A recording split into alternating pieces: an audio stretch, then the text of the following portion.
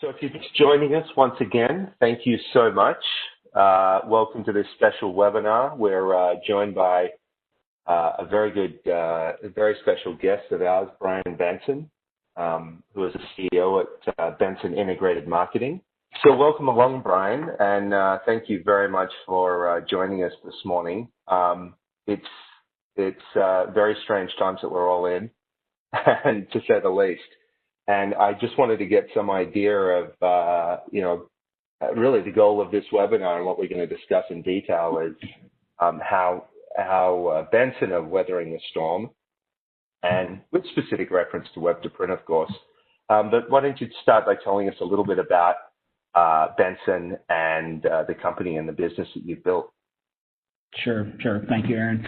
Yeah, so Benson Integrated Marketing Solutions, we're based in Atlanta, Georgia, and we really break our business down into what we refer to as 6 products and services. Similar to I'm sure a lot of folks on the call, we are in paper print business, as we refer to it here.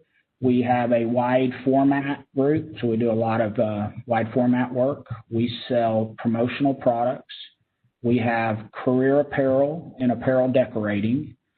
We have a unique line of permanent signage that we do here. So we do a lot of monument work and lit signage, a graphic design agency service, and then we have a on-demand communication subscription-based product utilizing the Market Direct cross-media software that you all sell at EFI. Got it. Right. And so how long, let's start with web to print. How long have you been running your web to print service now? We've been an EFI customer since the mid-90s.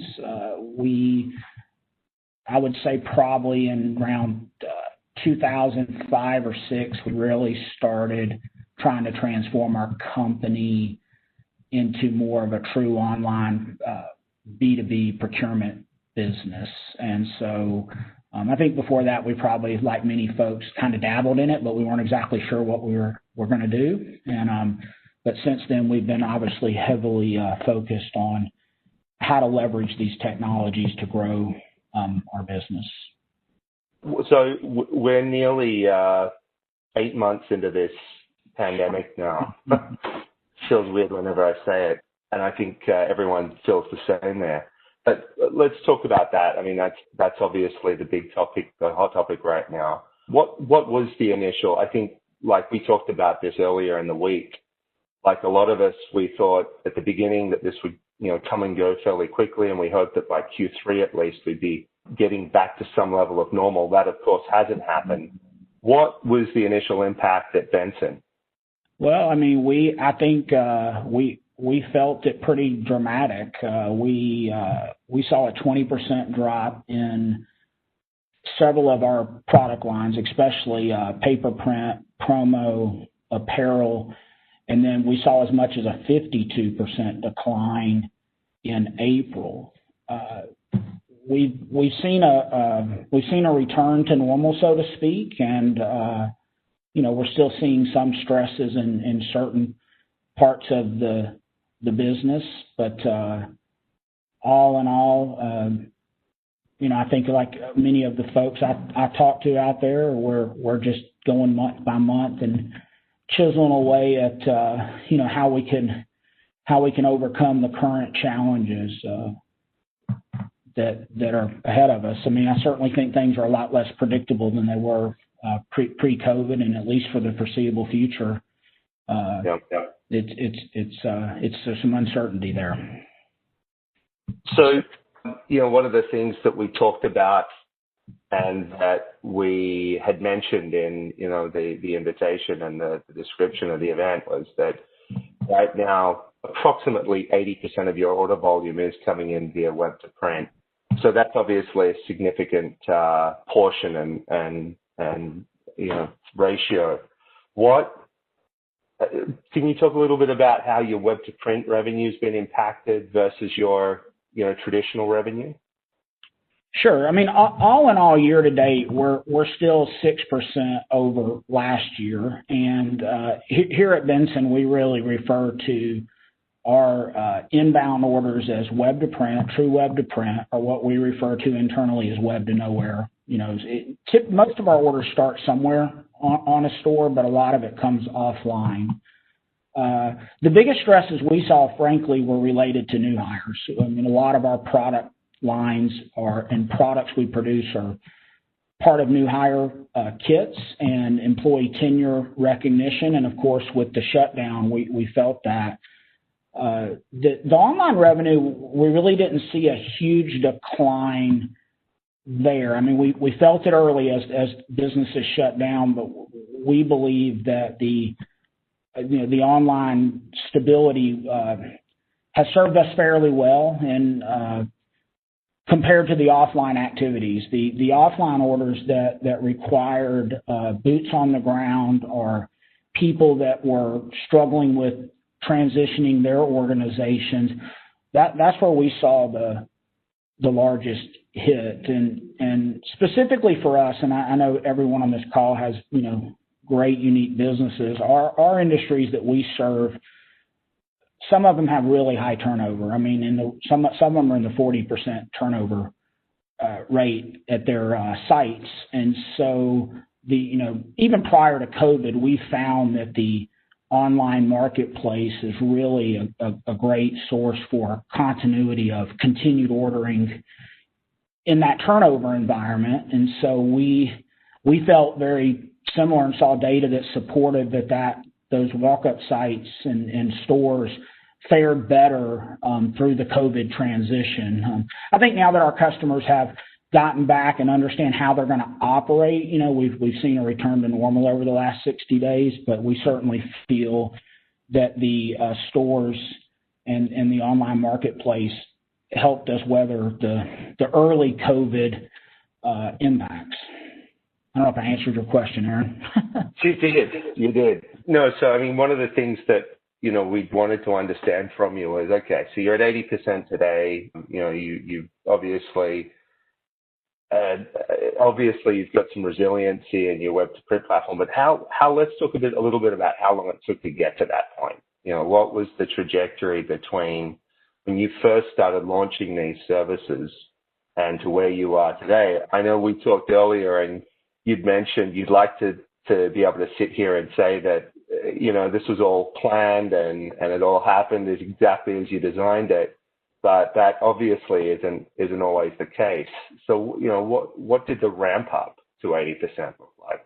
You know, I think probably about I could probably eat up the rest of this call talking about all the things we didn't foresee in our, you know, I think like a lot of folks, we started the journey as more of an MIS system, and then we, you know, started toying around with stores, and then we were looking to use some of the technology just even internally to process the orders through our customer service representatives. I think really, though, it took us about 3 years to truly in earnest take our 6 products and services for, you know, we have a little over 50 customers that we have stores for. It took us a good 3 years probably to get all of those products in a really well-oiled web to print format where we're truly not touching it. When we started the journey, a lot of the work was in the store, but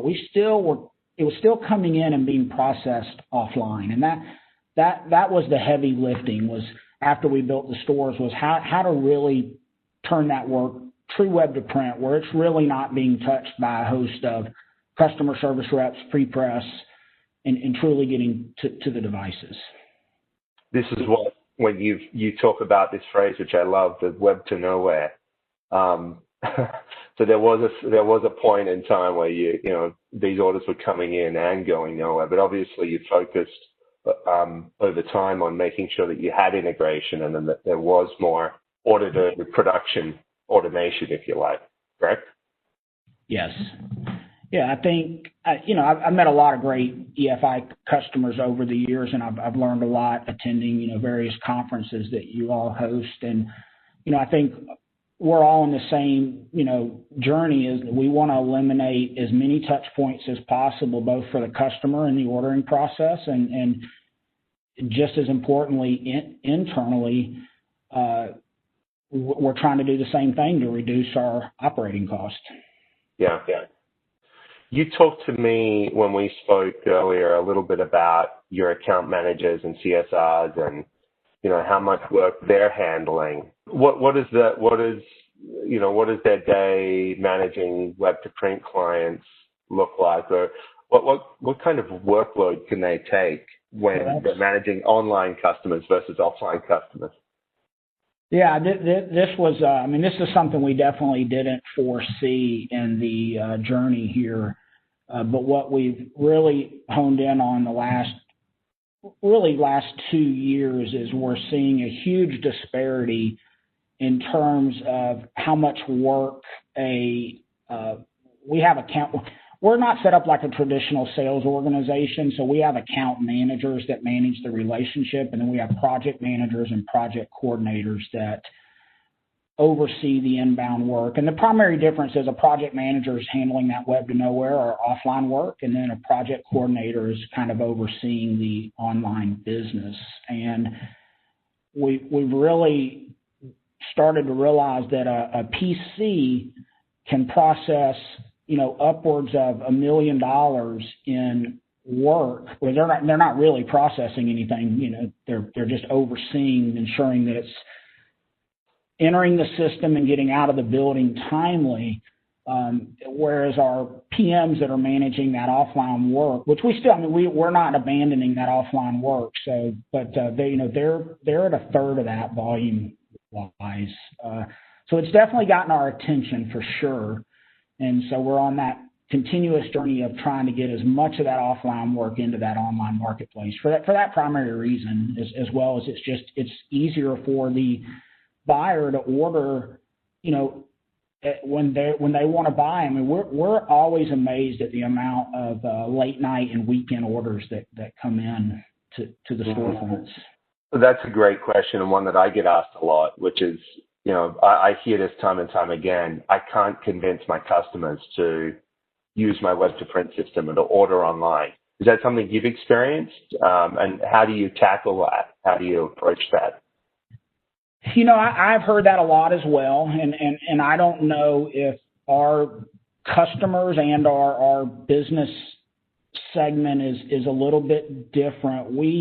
First and foremost, we weren't super smart. We gave the technology away in the beginning, so perhaps that's why we didn't have that issue. But we really have not seen that from our customers. In the little world of Brian Benson, my obstacles have mostly been mid-management folks within the organization that are just really adverse to, these are monumental changes and shifts in how you operate, and we've seen that as our largest barrier. Now, I will say today we charge for the technology, and so we have had to develop a very robust marketing and ongoing marketing effort that promotes the advantages of the technology and the updates and upgrades in order for the client not to question those costs on an annual basis. But that's not how we started out. We started out giving it away, so it wasn't as big of an issue, I think, probably for us, as maybe some that were, if you were trying to charge for it out of the gate. Now let's jump back to now and specifically some of the things that you've done to pivot. I'm sharing a resource guidebook that you guys developed and provided to your customers. What are some of the things that you pivoted to when this went down and you realized that it wasn't going to be a short-term issue when the pandemic hit? Well, and this is where, I'll caveat this with, this was just blind luck on behalf of the Benson organization. We obviously, like many folks, saw that immediate decline in early March. And, we were following the need for toilet paper, hand sanitizer, masks, germ shields. And so we in essence created a COVID product line, and we launched a walk-up site to sell those products. And we launched that in 7 days. And it absolutely was a huge success. And we have sold significant amount of product. And the margins were great, and we had no idea what we were doing. But I think to make a long story short, in all seriousness, I was talking to my dad right when this happened, and I'm like, well, we didn't have anything to do. So, it's like, what are we going to do? Are we going to sit here and just watch, the inevitable downshift in sales and not know if that was going to be long term? And we utilized our internal teams, and we just dove in to see what would happen. Right. Well, I think this is one of the key concepts, which is if you've done technology right, it enables you to adapt and move quickly when you need to, even in times of extreme uncertainty, and obviously when it's needed most. And I'm sharing that site. Everybody can see it right now, actually. So 7 days, that's incredible. You built this out, got it up and running in 7 days. We did all the product development, got in all the samples, and built the site in 7 days. And there's no question. I mean, I think, and there's a lot of people on this call, I mean, once you've built, when you built 40, 50 plus stores, I mean, it's not that big of an undertaking, frankly. We're actually building a new site. We see gifting, employee gifting as a huge revenue opportunity throughout the rest of the year, since there's no, parties, no lunches, no dinners. So we're deploying the same technology. We're building out a full gifting walk-up site that we're going to launch here in a few weeks and try to replicate the success we had in COVID. Right. Now, talking about a lot of the work that you typically do, you do a lot of work in real estate and construction. Did that evolve naturally? Did you specifically target that vertical? And did you develop? Obviously, you developed subject matter expertise, but is that an area that you've expanded simply because you had that background knowledge and you had that experience? Yeah, well, we are very, I think you could look at this as a pro and a con. I mean, we are heavily concentrated in the real estate development owner-operator market. It's almost 90% of our business. We dabble a little bit in the insurance and professional sports arena, but the bulk of our expertise is in that space. And I've learned this over the years working with and doing these panels with you all.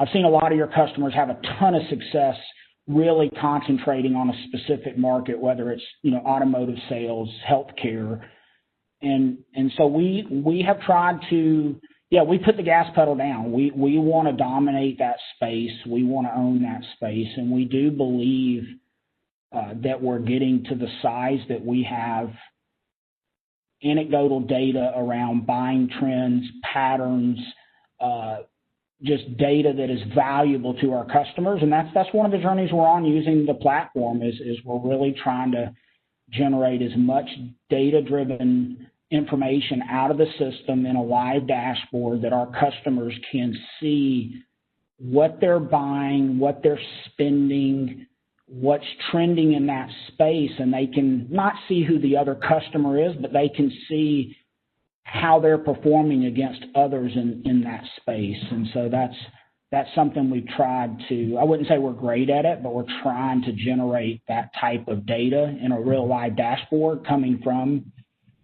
the MIS system and allowing them to see that. And I still think we have a lot to learn, and we're not business analysts by nature, but we are we are seeing some advantages of having that kind of information at our fingertips for this specific vertical. When when we talked about this earlier in the week, it was really interesting because it was something, to be honest, I hadn't really thought about at length. The idea that you would want to take, I guess, performance benchmarks and the analysis of the analytics from your entire customer base and provide them back to your customers individually, and they could use them to improve the way they're working or to improve the products they're using. I thought it was really interesting. It was something that I don't think any of us had thought about at length internally before. So very interesting. How is real estate and construction different? I mean, I know you and I talked about this earlier, and you mentioned that business has very highly transient team members. What does that mean when you're running a business like yours? Well, the turnover rate is high, and that certainly creates its own set of challenges. I think also, as I'm sure many folks on the call know, they say real estate's all in the what you pay and what you sell it for. So often what we're working on, it's important to us, but I often remind my key team members, we might care more about that marketing than our customer does. They're a little bit different focused, whereas I think like when we're working with sports teams or even some of the insurance marketing teams, I mean, they're much more knowledgeable, first of all, of the products and services, but they're also more passionate about the quality and the font and the design. And a lot of these real estate developers, they're really focused on cost and speed. They want the sign package up tomorrow, and they don't really care what font and color. And frankly, I don't know if they even care if they're all the same color. So it's just a little bit different. I hear that from a lot of your customers that work in specific spaces. And so, I don't know that it just is what it is, more or less, for us. That's the space we're playing in today. Yeah, and I hear that a lot too. That the idea fundamentally that what's become more important is turnaround time, responsiveness, and a very clear and clean ordering process, ensuring that there isn't a great deal of training necessary. Because what we're seeing is that an increasing number of print buyers aren't necessarily print experts. So, you're grappling with that challenge, that idea that, this person that's now giving me a job isn't a qualified graphic designer, doesn't understand resolution, bleed, and color space and profiles and all those things that traditionally we've been able to rely on. But you still want that business. Yeah. So, yeah, this is not. I think we have one of our clients has a chief marketing officer. And I think he shared this with me. I wish I had thought about our business this way. We were talking about the marketplace and the online store and just the process of getting things done. And he was sitting at the table with myself and our leaders, and he said, well, he goes, the way I look at Benson is, he goes, you're not what's in the store, you're how it's made and how it gets delivered. And, we've kind of leveraged, we try to make the store about them, the products in the store and the limitations and the rules, all of that is their choosing. We're simply the vehicle to make the product and get it delivered. And that really in a nutshell, I think kind of is our primary focus. We really try to let the client drive the products, the order quantities, what can and can't be bought based on, credentials and things like that. And we really try to focus on getting stuff made. Our ultimate goal, I think, like everybody on this call, is to get same day turnaround. And I think that's really, at the end of the day, one of our primary drivers for the investment, both, in this part of our technology as well as the equipment that we're buying, is how do we get the same day turnaround? Mm-hmm.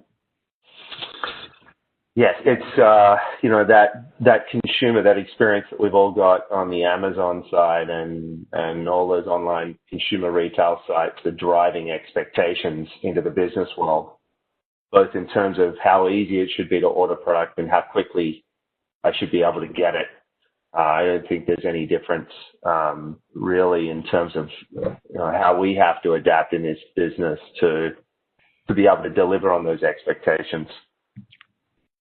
We talked about this, and I shared with you. We've in the last year, we've been doing a lot of focus group studies with our customers to really try to understand. I think when we installed the system and all the technologies, we really looked at it as a B2B procurement technology and an MIS system. And I think what our buyers really want is they want, and we talk about this all the time, the great thing about a B2B procurement system is you have a lot of controls. You can control what people see, you can control what they buy, you can control what they customize. But with that comes a diminishing experience compared to an Amazon, where the consumer can buy whatever they want and however they want. And so I think, we believe our next evolution of our platform is how to integrate as much of those great experiences they get in an Amazon, Apple type environment, but not lose those procurement controls that are already baked into the system. I mean, that's what I think the current storefront and MIS system is really good at, which is those controls. But we want to make it easier for the buyer, but still not lose those controls. When we were talking, let's jump back in time again. I know I kind of was switching gears quickly, but we don't have a lot of time. And I really, there was some really interesting points I wanted to talk about. Another thing that a lot of our customers is challenged with when they integrate any technology, but especially web to print technology, it seems, is internal challenges. And as a business owner and manager, what kind of, not resistance necessarily, but what kind of obstacles did you come across when you were trying to transition and transform your business in the early stages? Well, I mean, I think we touched on this a little bit. I mean, and this could be very specific to the Benson organization.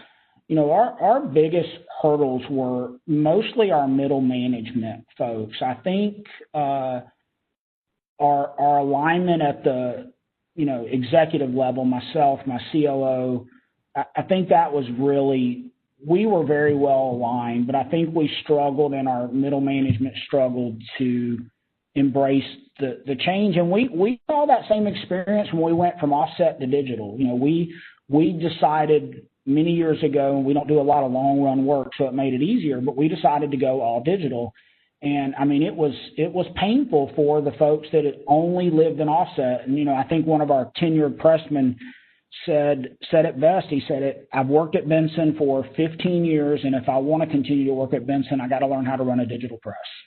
And I think we pretty much just, we've instilled amongst our organization that this is the path we're going. And I mean, change isn't easy. I generally find that most of the folks in our organization, if they don't understand, their first reaction is fear to change.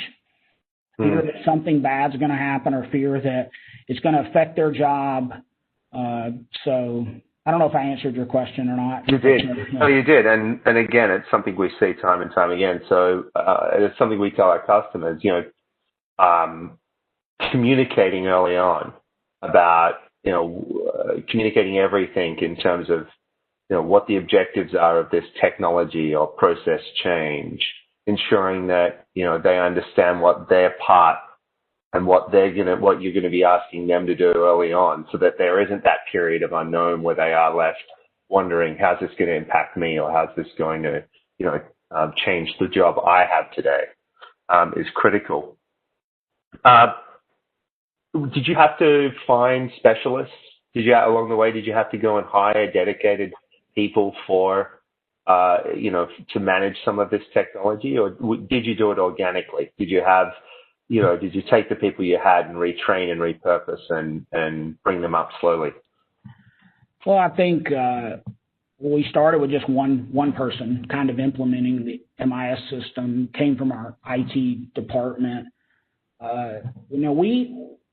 we went out and hired some outside help. So in addition to the professional services that EFI offers, we solicited some third-party consultants to help with the implementation. I had a few of customers of yours that had done this prior to our entry, and one of the things that I think we heard loud and clear was it's not too difficult to take the EFI technology and implement it internally into your company and make progress. But if you really want to transform your company, we found it advantageous to have a third-party voice that could kind of listen to the internal challenges or internal desires and challenge us and question us and say, well, that's really great, but what about doing it this way?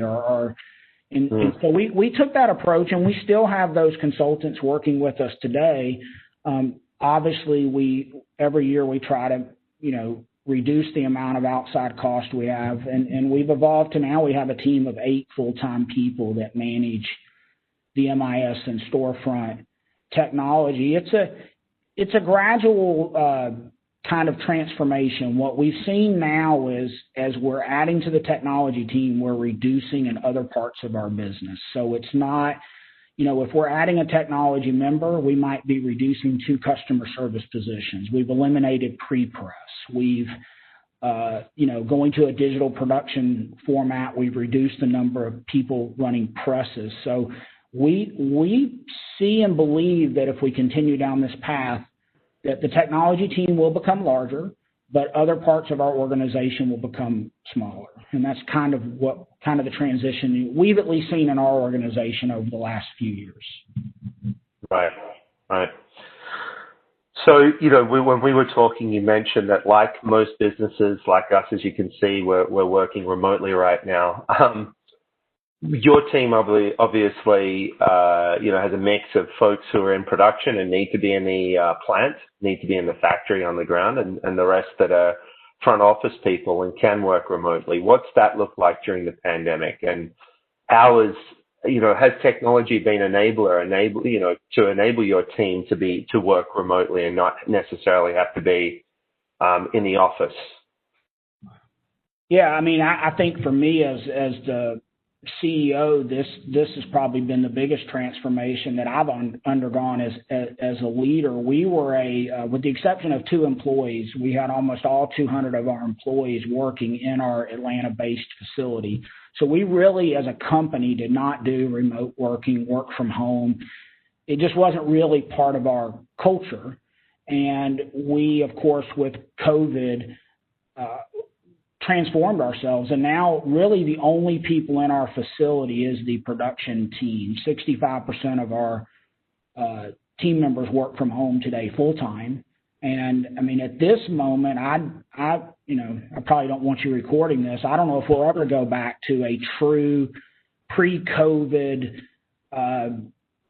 environment. I think for a whole host of reasons. I think first and foremost, it's working. We're seeing improved productivity. We're seeing more output. The team members have more capacity to work. And then just from a cost standpoint, everything from coffee. We had a gym with full-time trainers here. We had coffee bars. Just air conditioning bills. We've just seen a significant reduction in our overhead that, as a CEO and business owner, I love to see. I was jokingly telling my dad, he's in finance, I was looking at my April P&L, and I said, I've never seen so many zeros on the expense side. It's pretty easy to manage your business if you're spending 0 on travel and 0 on coffee. We'll see if I change my mind. I know there's a lot of conversation about what will happen to culture and everything, but I think for the premise of getting work done and being more efficient, absolutely. We were just in the cusp. We had just gone paperless as a workflow company in February. So, I think that was the timing. Yeah, it was luck. It was luck. But there were some things we were trying to do to become more efficient, and I think, like everybody, COVID just forced our hand to really focus, make it a priority. And yeah, we really haven't seen, I can't point to anything other than potentially culture that the shift to work from home has impacted, and I would say more so it's helped the organization. Right. Yeah. Well, and it'd be interesting to understand whether that worked because you had already built culture and you'd already obviously established that. So then for the team, going home and working wasn't a big transition. It'd be interesting to understand whether, you can establish or maintain culture over time, with a big chunk of your team. You said 65% out of the office. Yeah. So, one of the other things that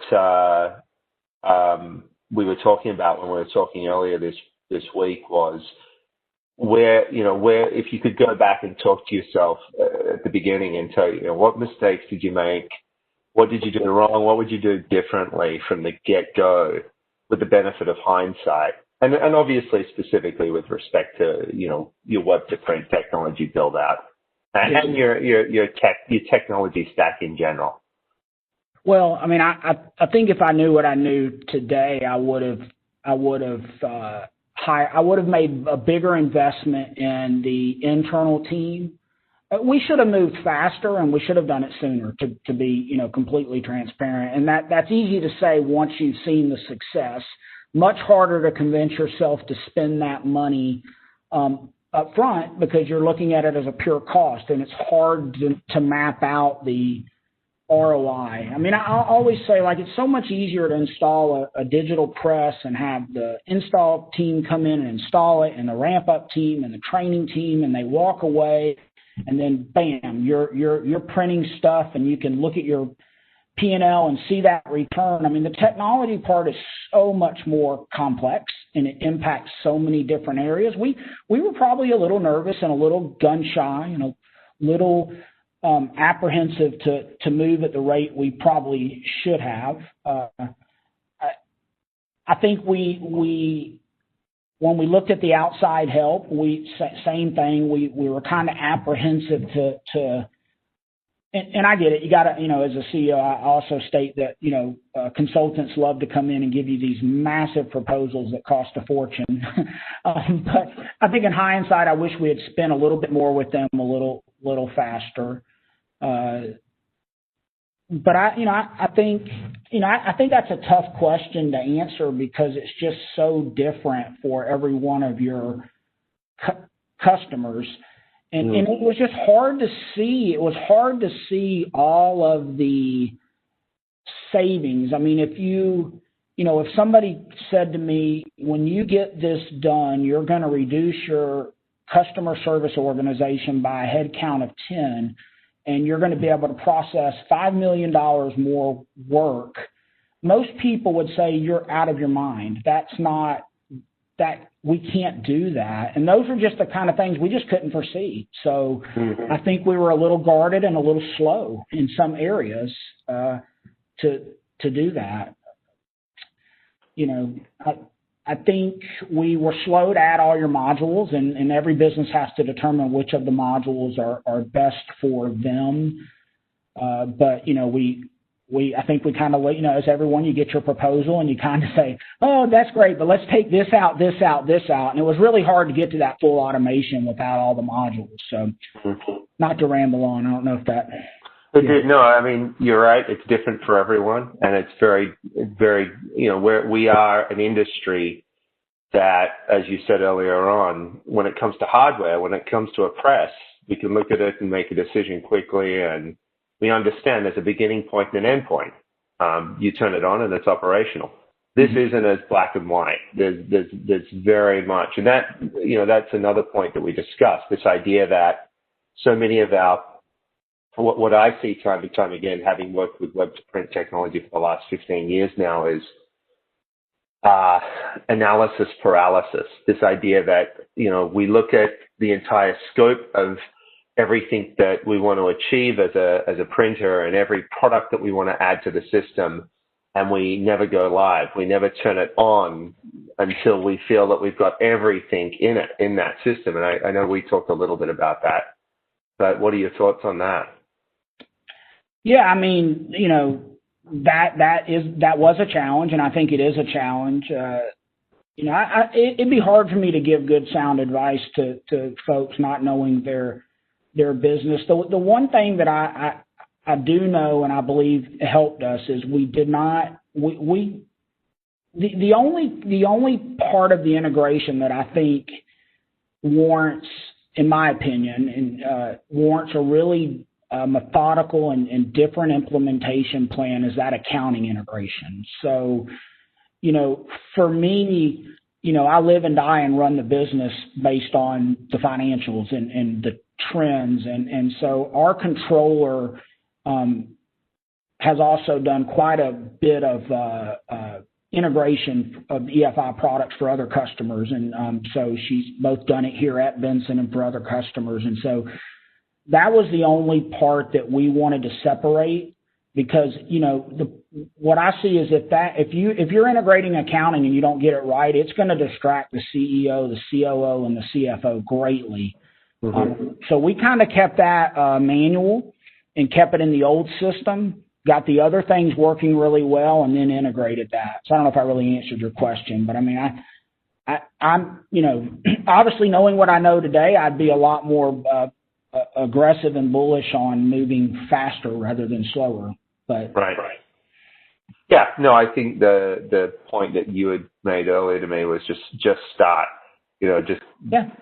get going and, some of, as you pointed out, some of the things you can afford yourself the ability to figure out along the way. Some of them, like accounting, you want to put those in a firewall and you want to make sure that those are operational when you flick the switch. Those are 100% operational. But there are some things that don't need that level of scrutiny. Sure. I mean, everybody on the call is different. We focused on so a couple of things we looked at is what were the clients complaining about the most. So this is not really our business today, but when we started building flyers, there was a day when you actually printed flyers, not so much anymore, but that was one of the biggest complaints we had was getting a proof. They call in, we typeset the proof through a typesetter, a customer service rep would send it back. So we said, okay, we need that flyer experience to be better. Or we looked at a product like business cards where we knew we weren't making money because there were too many touch points. So we just kind of used those two parameters, so to speak, to determine which of the products do we get into the store first. Because we sell these 6 products and services, most of our stores have around 2,000 SKUs. You are not going to get all 2,000 SKUs in an online environment overnight. So, right. And again, everyone on the call is so different. I don't know if they'll live in that same experience. So we really added the products that made the most sense from an experience and our margin perspective first. No, that's really important. I think that's key there. That idea that, be selective about where you begin, solve a problem. It's not technology just for the sake of technology, but you've very specifically used it to address a problem with experience and on your side with profitability.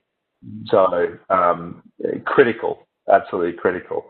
We are getting close to the end of our time slot here, unfortunately. As you said earlier, I think we could talk all day about some of this. But what's next for you? What are you seeing, beyond 2020, which we all want to get beyond? What do you see in 2021, and what's next, and what are you looking for in terms of for growth?